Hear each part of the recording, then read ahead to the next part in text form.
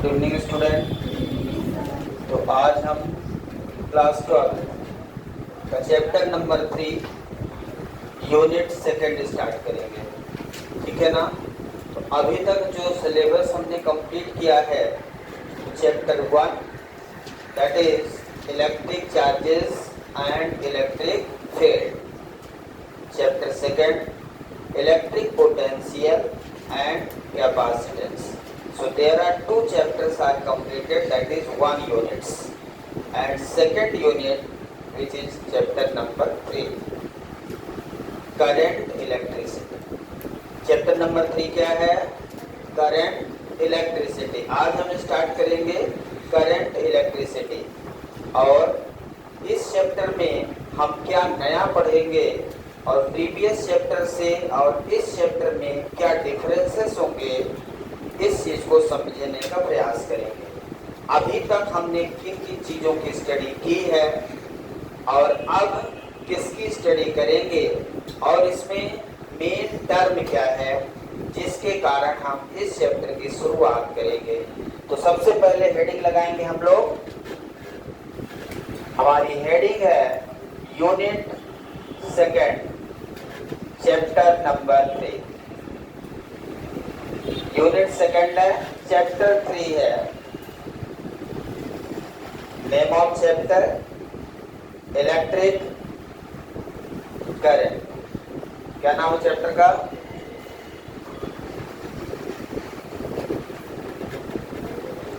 या current electricity, ठीक है ना। करंट इलेक्ट्रिसिटी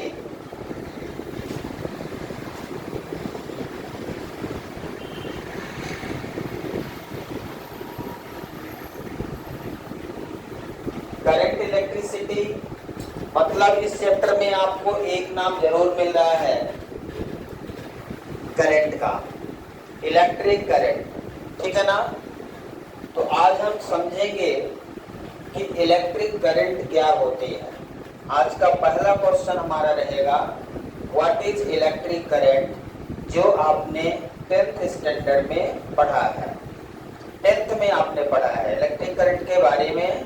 किस क्लास में पढ़ा है? 10th में। इलेक्ट्रिक करंट अभी तक हमने क्यों नहीं पढ़ा? अभी तक जो हमने स्टडी की है वो इलेक्ट्रोस्टैटिक की स्टडी की है। चैप्टर 1 एंड चैप्टर 2 में हमने किसकी स्टडी की है? इलेक्ट्रोस्टैटिक की। इस चैप्टर में करंट इलेक्ट्रिसिटी में हम इलेक्ट्रोडायनेमिक्स की स्टडी करेंगे। इलेक्ट्रोडायनेमिक्स और इलेक्ट्रोस्टैटिक में क्या डिफरेंस है? What is the difference between electrostatic and electrodynamics? Electrostatics are completed in unit first. Electrostatic, that is the branch of physics which deal with the study of charge at rest. Study of charge at rest मतलब previous unit में, first unit में जो भी study हमने की है उसमें charge at rest था। अब इस चैप्टर में हम किसकी स्टडी करेंगे? चार्ज इन मोशन की। इलेक्ट्रोडायनेमिक्स मतलब चार्ज इन मोशन। तो सबसे पहले फर्स्ट चैप्टर में हमने डिस्कस किया था व्हाट इज चार्ज। ये हम डिस्कस कर चुके हैं। यदि किसी को चार्ज के बारे में जानकारी चाहिए तो हमारे फर्स्ट चैप्टर की स्टडी कर ले, ठीक है। तो अब हम यहाँ पे चार्ज का डेफिनेशन नहीं बताएंगे, हम क्या बताएंगे? व्हाट इज इलेक्ट्रिक करंट, ठीक है। लेकिन इलेक्ट्रिक करंट कैसे प्रोड्यूस होगा, कैसे फ्लो होगा किसी सर्किट में, इसकी जानकारी हमें रखना है। तो चार्ज की दो कंडीशन होती है। चार्ज की कितनी कंडीशन है? 2 कंडीशन। यदि चार्ज एट रेस्ट है, चार्ज यदि रेस्ट में है तो हम इलेक्ट्रोस्टैटिक की स्टडी करते हैं। इलेक्ट्रोस्टैटिक मतलब इलेक्ट्रिक करंट, स्टैटिक इलेक्ट्रोस्टैटिक मतलब charge at rest. Charge at rest के द्वारा जितने भी फिनोमेना है, इलेक्ट्रिक करंट हो गया, कूलॉम्स लॉ हो गया, गॉस थ्योरम, जितनी भी इलेक्ट्रिक पोटेंशियल, सारी चीजें हम फर्स्ट चैप्टर और सेकंड चैप्टर में स्टडी किया है। अब चार्ज की दूसरी कंडीशन क्या है? In motion, charge at rest electrostatic, charge in motion electrodynamics, charge in motion. आ जाओ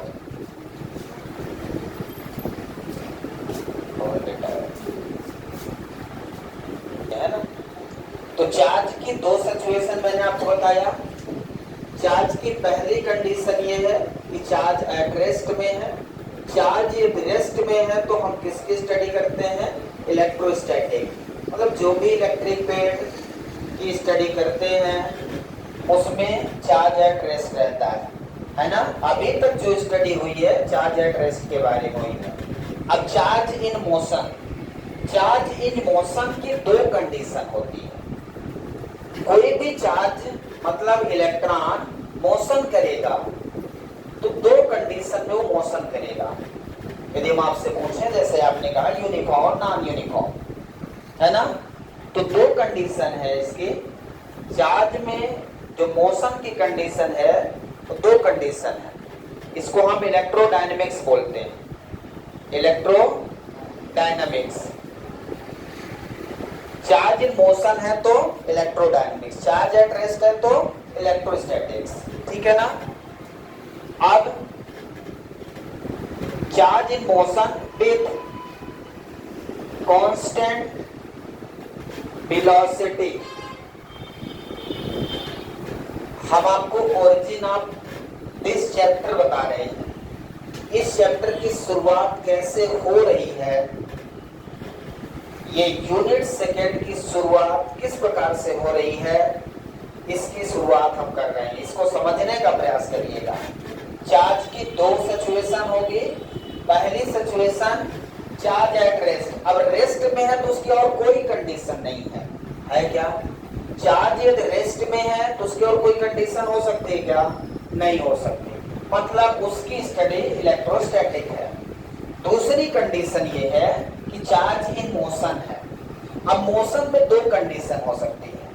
एक यूनिफॉर्म मोशन हो सकता है, मतलब विद कांस्टेंट वेलोसिटी के साथ चार्ज, मतलब यहाँ पे चार्ज दो टाइप के होते हैं ना, एक इलेक्ट्रॉन दूसरा प्रोटॉन।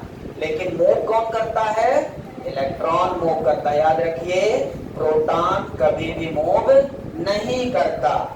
यदि मैं चार्ज इन मोशन की बात कर रहा हूं तो आपको ये बात ध्यान रखना है कि सर इलेक्ट्रॉन के मोशन की बात कर रहे हैं। क्लियर है सभी को? कोई डाउट इसमें? यदि मैं जहां भी बोलूं कि चार्ज इन मोशन है तो आपको तुरंत समझ जाना है इलेक्ट्रॉन की बात कर रहे हैं, क्योंकि मूव कौन करेगा? इलेक्ट्रॉन मूव करेगा, प्रोटॉन मूव नहीं करेगा। करवा सकते हो लेकिन करता नहीं अपने से। फ्री कौन होता है? इसलिए इसको क्या बोलते हैं? फ्री इलेक्ट्रॉन बोलते हैं। ये हमेशा फ्री रहता है, बस एनर्जी दिए चलना स्टार्ट कर देगा। तो मोशन की दो कंडीशन है, एक विथ कांस्टेंट वेलोसिटी। जो चैप्टर हम पढ़ रहे हैं इसमें विथ कांस्टेंट वेलोसिटी, और यदि वेलोसिटी कांस्टेंट नहीं है, विथ वेरिएबल वेलोसिटी है।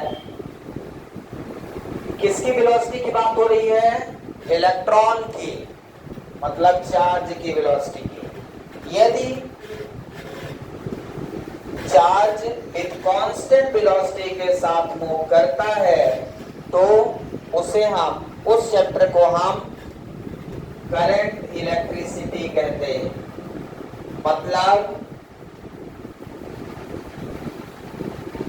मतलब ये, जब हम इस चैप्टर को पढ़ने जा रहे हैं तो पहला कंडीशन हम आपसे ये बताएंगे कि चार्ज मोशन में है। क्या है? चार्ज मोशन में। पहली नेसेसरी कंडीशन क्या है इस चैप्टर की?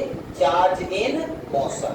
दूसरी नेसेसरी कंडीशन ये है कि charge in motion with constant velocity. यदि चार्ज मोशन कर रहा है तो चार्ज की जो वेलोसिटी है वो कैसी है? कांस्टेंट है। जब चार्ज की वेलोसिटी, मोशन करने वाले चार्ज की वेलोसिटी कांस्टेंट होगी, तब हम करंट, इलेक्ट्रिसिटी पढ़ेंगे। ठीक है। और यदि विथ वेरिएबल वेलोसिटी है तो हम पढ़ेंगे मैग्नेटिज्म। क्या पढ़ेंगे? Magnetism,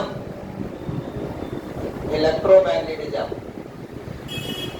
electromagnetism,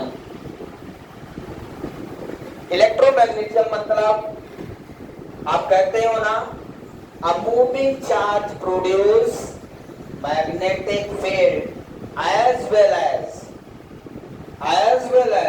electric field, but a stationary charge produce only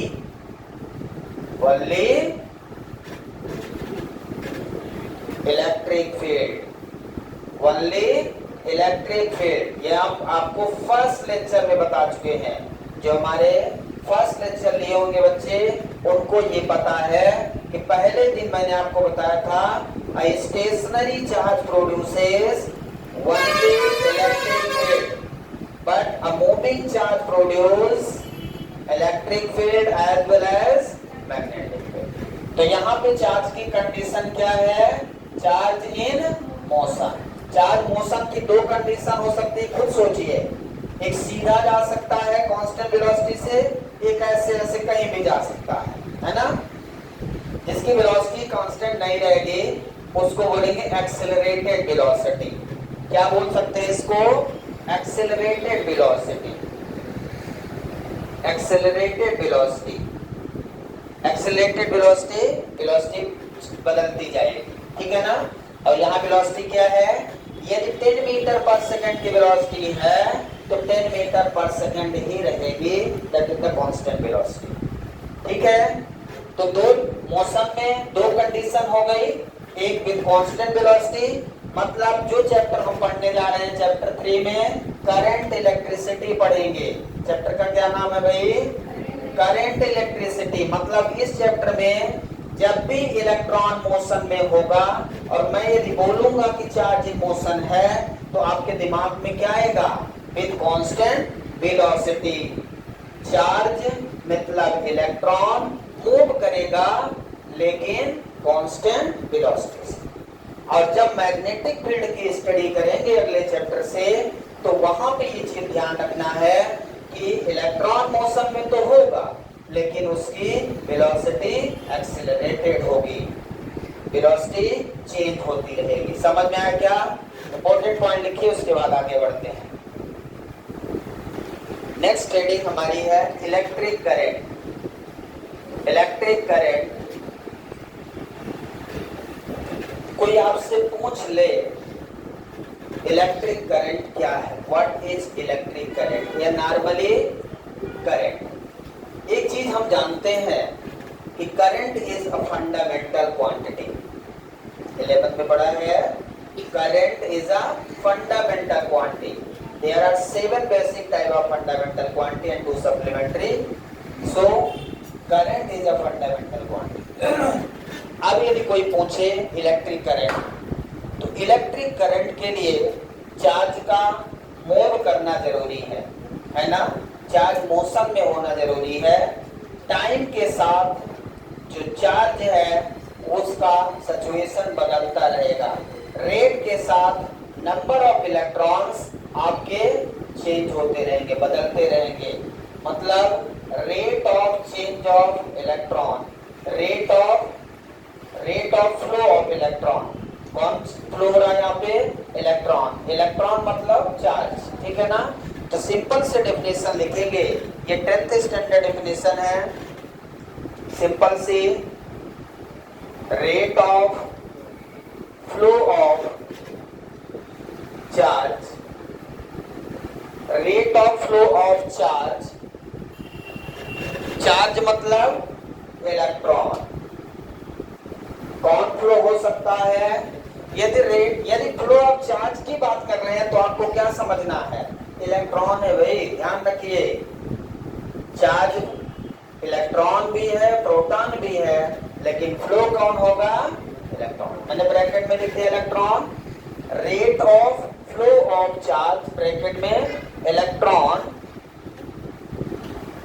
in a conducting body या in a conductor, in a conductor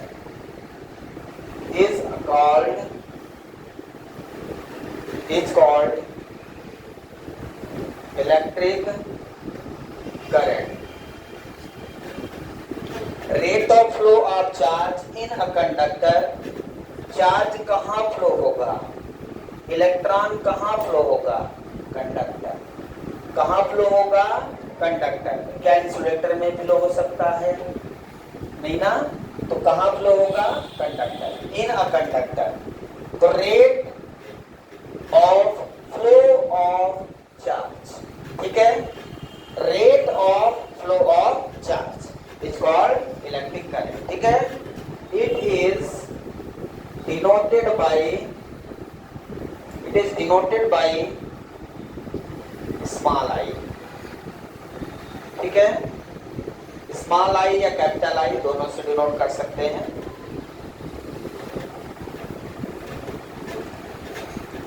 अब इलेक्ट्रिक करंट का फार्मूला क्या होगा, इलेक्ट्रिक करंट आपने क्या लिखा है, किसी कंडक्टर से इलेक्ट्रॉन जिस रेट से फ्लो हो रहे हैं वही करंट कहलाता है। एक कंडक्टर यदि मैं ले लूं,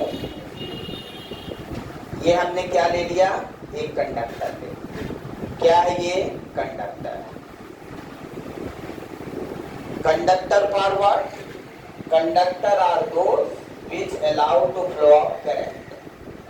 कंडक्टर वो होते हैं जो करंट फ्लो होने के लिए अलाउ करते हैं, मतलब उसमें जो इलेक्ट्रॉन होते हैं वो फ्री रहते हैं।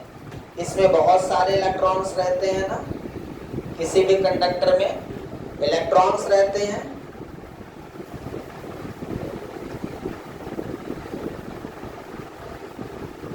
अब ये इलेक्ट्रॉन मूव करेंगे, कब मूव करेंगे, इलेक्ट्रॉन मूव करने के लिए क्या चाहिए, किसी को चलने के लिए क्या चाहिए, एनर्जी। आपको भी चलने के लिए एनर्जी चाहिए। आप तो एनर्जी के रूप में बहुत सारी चीजें लेते रहते हैं, पानी से भी एनर्जी मिलती है, खाना से एनर्जी मिलती है ना, बहुत सारी चीजें लेते हैं, कोल्ड ड्रिंक भी लेते हैं, नहीं लेते, कोल्ड ड्रिंक बस लेता है, तो बहुत सारी चीजें हैं। तो यहाँ पे इलेक्ट्रॉन को एनर्जी कहाँ से मिलती है, बैटरी से, या थर्मल एनर्जी टेम्परेचर से, हीट से, different kinds of energy absorb the electrons, ठीक है, टेम्परेचर से थर्मल एनर्जी कहते हैं इसको। अब I इक्वल टू क्या फार्मूला बनेगा, बोलिए, I equal to current equal to Q by T, Q by T. तो Q इक्वल टू क्या मिल जाएगा यहां से, I T. Q equal to क्या फार्मूला बन जाएगा, I T. I equal to Q by T, Q by T, clear है सभी को, Q by T.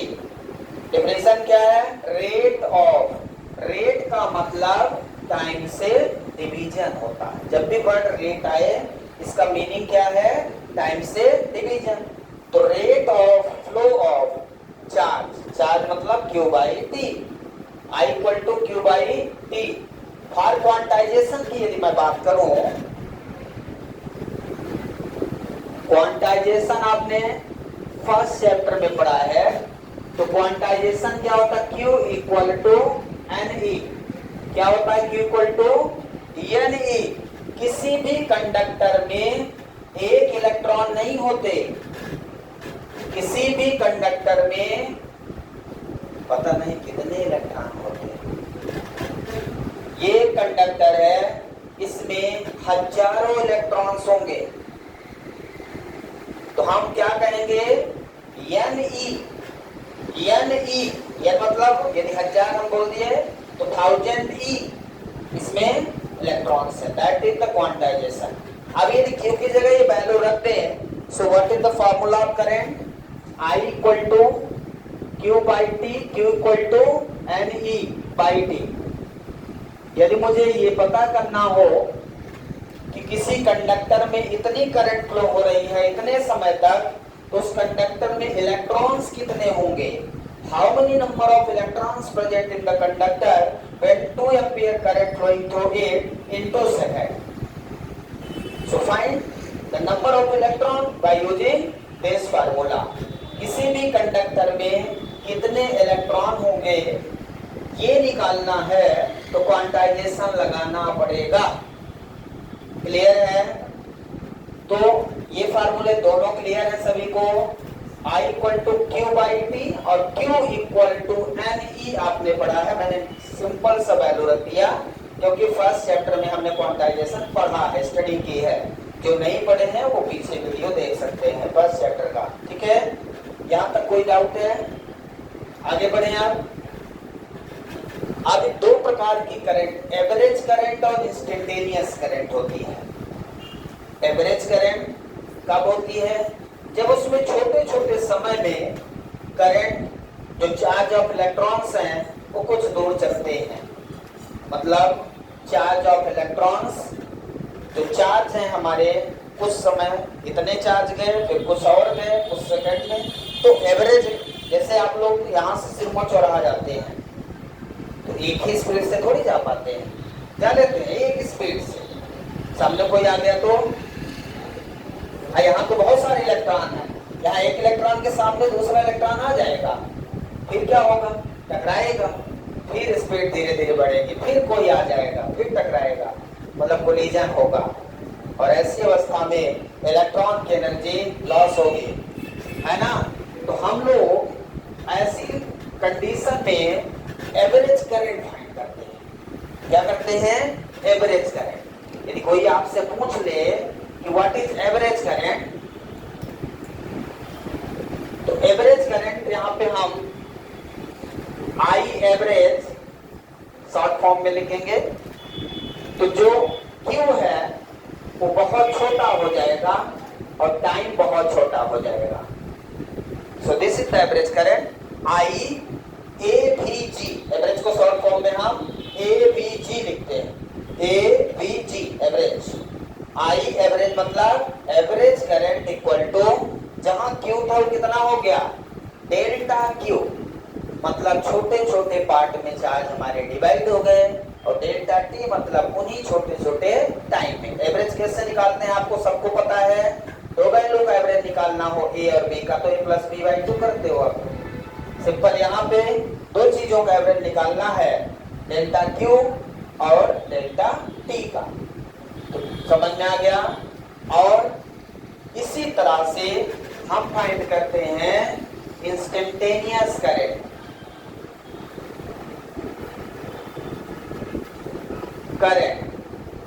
Instantaneous current मतलब, इंस्टेंटेनियस का मतलब क्या है?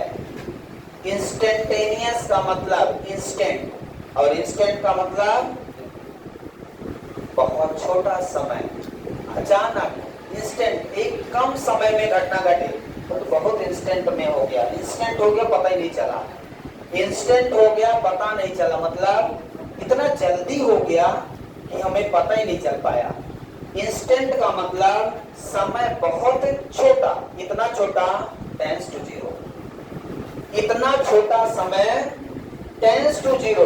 तो एवरेज में I इंस्टेंटेनियस यदि हम निकालें तो ये होता है limit delta T 10 to 0। Instantaneous यदि निकालना है तो आपने 11 में अच्छे से पढ़ा है, इंस्टेंटेनियस वेलोसिटी, इंस्टेंटेनियस एक्सेलरेशन। तो average delta Q by delta T का यदि इंस्टेंटेनियस निकालना है तो वो हो जाता है dQ by dt। So this is the instantaneous current equal to dQ by dt, dQ by dt। So this is the average current. और एवरेज करंट में यदि टाइम बहुत छोटा हो जाए, मतलब इंस्टेंट हो जाए, और इंस्टेंट मतलब टेंस टू 0, यदि टाइम बहुत छोटा हो जाए तो वो करंट इंस्टेंटेनियस करंट कहलाती है। क्लियर है? जो आपने 11th में पढ़ा है बेसिक वही है, यहाँ पे कुछ ज्यादा नहीं है। 11 नहीं पढ़ा तो अलग बात है। I instant equal to d q by d t, delta से क्या हो गया d q by d t, differentiation of charge with respect to time, differentiation of charge with respect to time. यहां तक किसी कोई डाउट है? इसके आगे हम बढ़ते हैं, लिख लीजिए।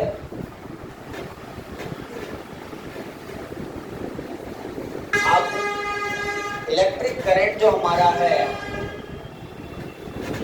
इसकी एसआई यूनिट क्या होती है? SI unit of electric current is, क्या लिखेंगे? Dash dash. हमने I equal to Q by T लिखा है। क्या लिखा है? Q by T. आपको पता है क्यू की यूनिट कूलाम होती है सही, और टाइम की सेकंड। कूलाम पर सेकंड, करंट की एक यूनिट क्या हो गई? कूलाम पर सेकंड। यही यूनिट कहलाती है एम्पियर। तो करंट की फेमस यूनिट है एम्पियर, लेकिन एम्पियर किसके बराबर है? कूलाम पर सेकंड के। मतलब यदि मैं आपसे पूछूं 1 एम्पियर इक्वल टू 1 कूलाम पर 1 सेकेंड, यदि किसी कंडक्टर से 1 कूलाम का चार्ज 1 सेकेंड तक फ्लो हो तो उसमें 1 एम्पियर करंट कहलाती है। यदि किसी कंडक्टर से 1 कूलाम का चार्ज 1 सेकेंड में फ्लो हो तो उसमें करंट कितनी हो जाएगी? 1 एम्पियर। दिख रहा है क्या? क्या बोल रहे हैं? समझ में आ रहा है? यदि क्वेश्चन बोल दे कि define 1 ampere current, so how to define 1 ampere current? 10th में साइंस में आपने डिफाइन किया था यही क्वेश्चन, 1 एम्पियर करंट। तो 1 एम्पियर करंट कैसे डिफाइन करेंगे? When 1 coulomb charge passes through a conductor in 1 second is called 1 ampere। Clear है? समझ में आया सबको? यदि कोई पूछ ले तो बता पाएंगे। तो चार्ज की करंट की एसआई यूनिट क्या मिल गई आपको? फेमस यूनिट एम्पियर है। मान लो ऑप्शन में एम्पियर नहीं है तो कूलाम पर सेकंड में चेक करिए। कभी दो ऑप्शन सही होते हैं, ए में कूलाम पर सेकंड, बी में एम्पियर, सी में बोथ ए एंड बी, तो हम ए बी लगा के चले आते हैं, हम सी पढ़ते नहीं। क्यों? हम बहुत आसानी से जानते हैं करंट की यूनिट एम्पियर। हम कूलाम पर सेकंड क्यों पढ़े? कई लोगों को तो पता ही नहीं रहता कि करंट की 2 यूनिट भी हो सकती है।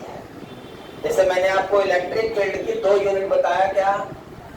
पहली यूनिट न्यूटन पर कूलाम, दूसरी वोल्ट पर मीटर। लेकिन हम क्या करते हैं, यदि मुझे न्यूटन पर कूलाम मिल गया पहले ऑप्शन में तो आगे बढ़ते नहीं है, उसी में टिक करके आगे बढ़ जाते हैं। सी ऑप्शन देखते हैं कि बोथ ए एंड बी तो नहीं लिखा। जब कभी बोथ ए एंड बी लिखा हो, ध्यान रखिए एमसीक्यू में उस क्वेश्चन को अच्छे से पढ़ ले, उन दोनों ऑप्शन को एक बार पढ़ ले ध्यान से, जब ऐसा लिखा हो तो। ठीक है? क्योंकि बहुत सारे ऐसी क्वांटिटी हैं जिनकी 2-2 यूनिट होती है। क्लियर है? तो इसकी यूनिट क्या हो गई? एम्पियर हो गई। और एम्पियर हमेशा चाहे एसआई हो चाहे सीजीएस हो, हमेशा एम्पियर में ही रहेगा। क्लियर है? तो करंट की यूनिट क्या हो गई? एम्पियर, कूलाम पर सेकंड। क्लियर है सबको? आगे बढ़े। अब इसका डायमेंशनल फार्मूला क्या होगा? डायमेंशनल फार्मूला देखिए, इसका डायमेंशनल फार्मूला लिखा नहीं जाता क्योंकि एक फंडामेंटल क्वांटिटी है। डायमेंशनल फार्मूला का क्या मीनिंग है, 11 में पढ़ा है। A quantity, derived quantity which can represent in the form of fundamental quantity, that is the using dimensional formula. Dimensional formula का यूज फंडामेंटल क्वांटिटी के रूप में डेराइव क्वांटिटी को लिखना होता है। क्या करंट डेराइव क्वांटिटी है? करंट कौन सी क्वांटिटी है? फंडामेंटल क्वांटिटी है। तो fundamental quantity it is a fundamental quantity. लिख देंगे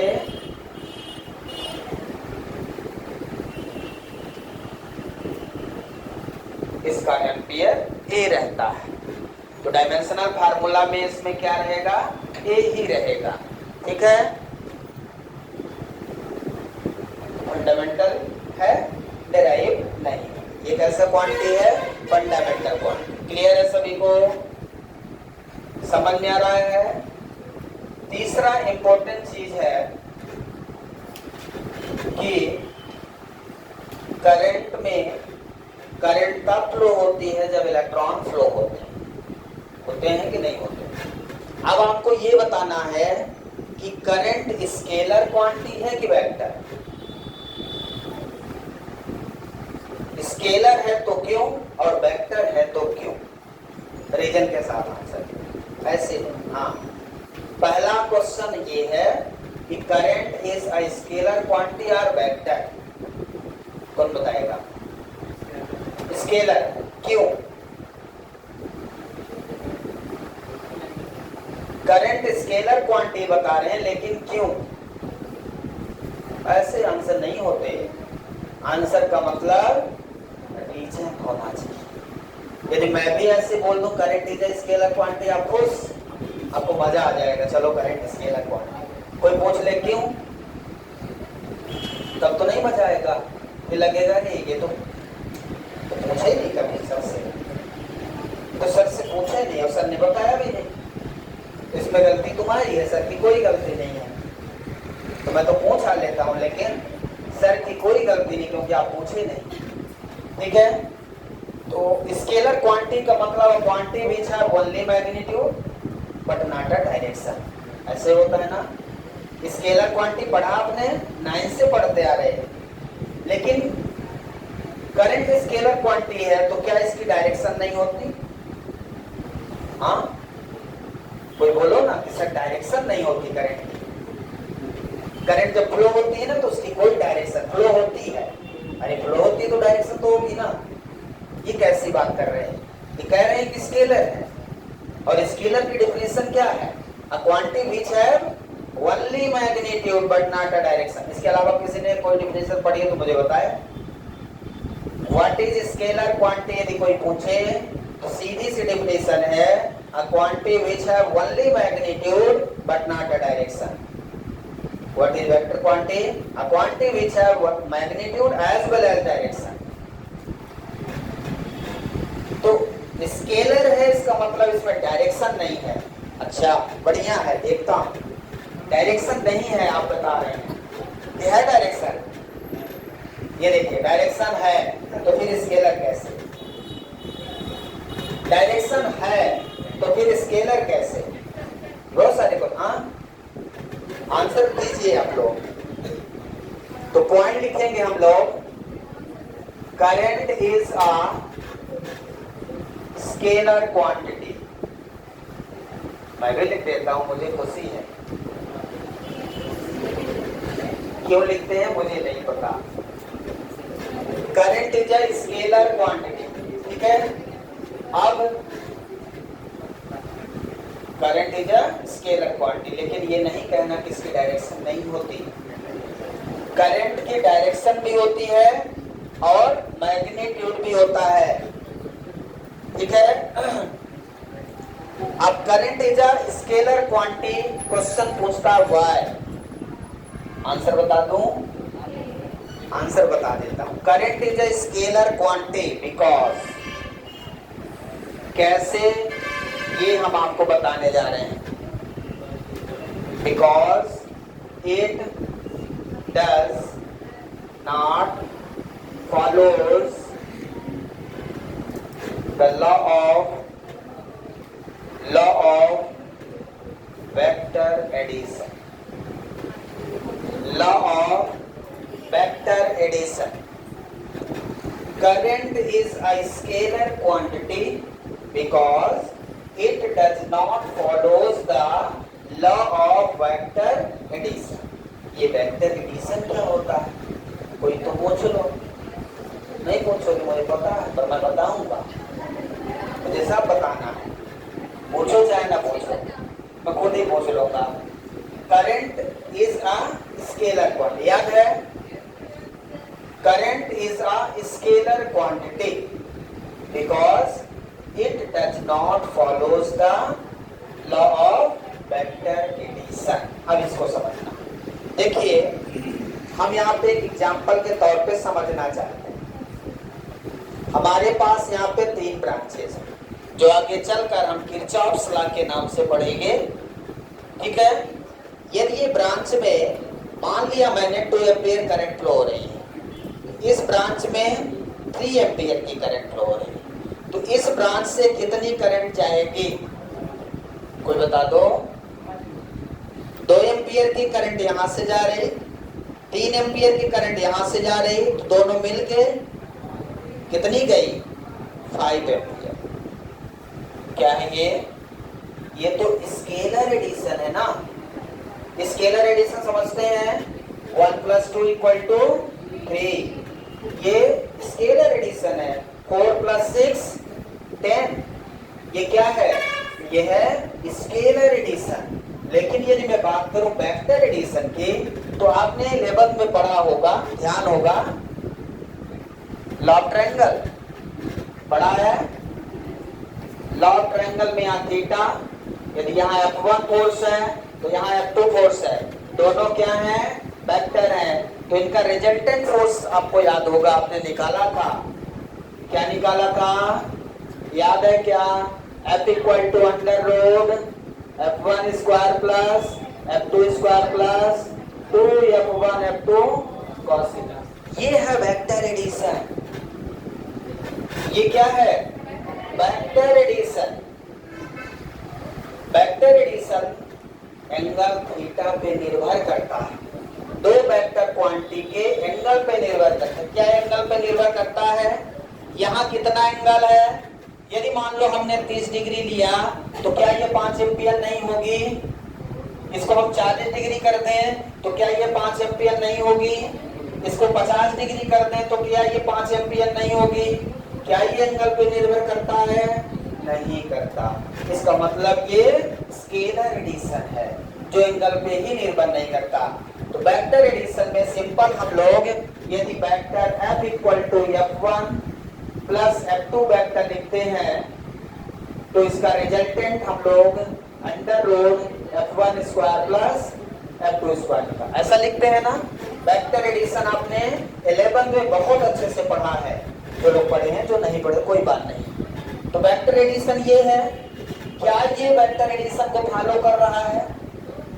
तो मैंने क्या लिख दिया? Because it does not follows the law of vector addition. Why current is a scalar quantity? Because it does not follows the law of vector. याद रहेगा क्या? वेक्टर एडिशन समझ में आ गया? 2 वेक्टर क्वांटिटी को आप डायरेक्ट जोड़ नहीं सकते। 2 वेक्टर का मतलब उनकी 2 डायरेक्शन। जैसे मैं आपसे पूछूं कि एक वेक्टर क्वांटिटी है 2i + 3j, F = ऐसा है ना, तो क्या मैं इसको 5, ये j है, ठीक है, 5i लिख दूं? लिख दूं क्या? नहीं लिख सकता। इसको लिखने के लिए इसका मैग्नीट्यूड √4 2² + 3² ऐसा लिखेंगे ना। तो ये है वेक्टर एडिशन। लेकिन यहाँ पे देखिए 2 + 3 डायरेक्ट क्या लिख दिया? 5। ये क्या है? Scalar addition. ये क्या है? स्केलर। तो हम जानते हैं करंट को एज ए स्केलर ऐड करते हैं, इसलिए क्या है? स्केलर। क्लियर है? लेकिन स्केलर का मतलब ये नहीं है कि करंट की कोई डायरेक्शन नहीं होती। ये नहीं बोलिएगा। करंट का मैग्नीट्यूड भी होता है और डायरेक्शन भी होती है। ठीक है, यदि मैं इसको मिटा दूं, वेक्टर एडिशन समझ गए। मान लीजिए यहां से कुछ करंट आ रही है 3 एम्पियर, 1 एम्पियर, 2 एम्पियर, तो यहां से कितनी करंट जा रही है बोलिए? 6 एम्पियर। जोड़ दिया आपने, क्या किया आपने? स्केलर एडिशन किया है। क्या इनके एंगल पे कुछ निर्भर कर रहा है? नहीं कर रहा है, तो करंट को एज ए स्केलर ऐड करेंगे। ठीक है, इसको बना लीजिए जल्दी से।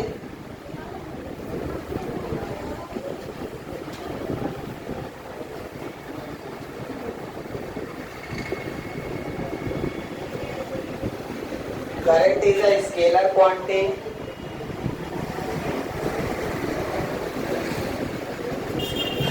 but it has direction as well as magnitude. Current scalar है, लेकिन इसके डायरेक्शन भी होती है और इसका मैग्नीट्यूड भी होता है। ये एक ऐसी क्वांटिटी है। तो यहाँ पे एक ऐसी क्वांटिटी जिसका डायरेक्शन भी है, मैग्नीट्यूड भी है। इस कारण से ये क्वांटिटी एक नए टर्म से जानी जाती है, और वो टर्म क्या है हम आपको बताने जा रहे हैं। ठीक है, वो लिखेंगे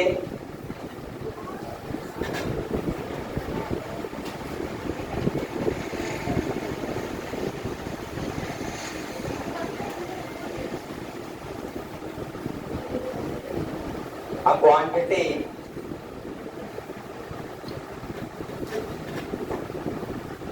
which has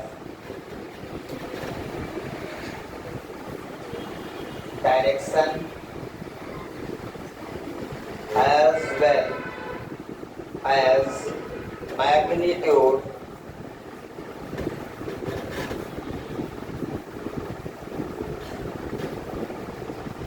but it is a scalar quantity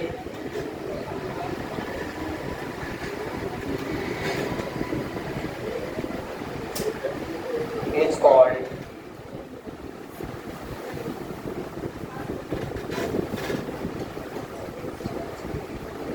tensor quantity.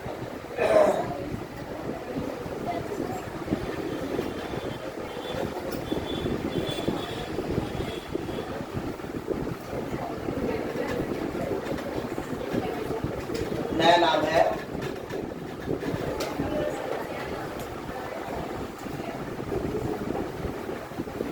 Quantity जो स्केलर है, लेकिन उसकी डायरेक्शन भी है और उसका मैग्नीट्यूड भी है।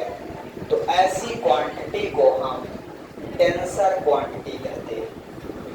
यदि कभी क्वेश्चन में पूछ ले कि current is a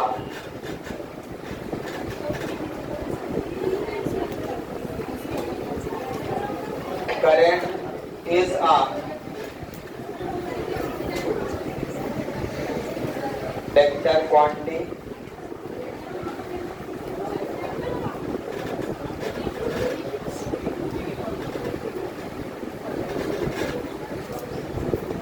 tensor quantity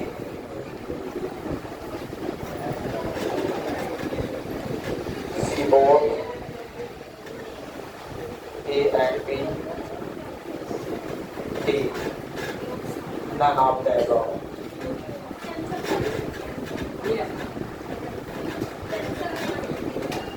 अब इसमें देखिए स्केलर क्वांटिटी नहीं है। यदि ऑप्शन में स्केलर क्वांटिटी नहीं है तो फिर हमें टेंसर क्वांटिटी में टिक करना है। वेक्टर तो होगा नहीं, कि वेक्टर भी हो सकता है, वेक्टर हो नहीं सकता, तो फिर ऑप्शन में टेंसर क्वांटिटी पे टिक करना है। कोई क्वेश्चन मन में? इसके आगे फिर कल करेंगे। Thank you, have a nice day.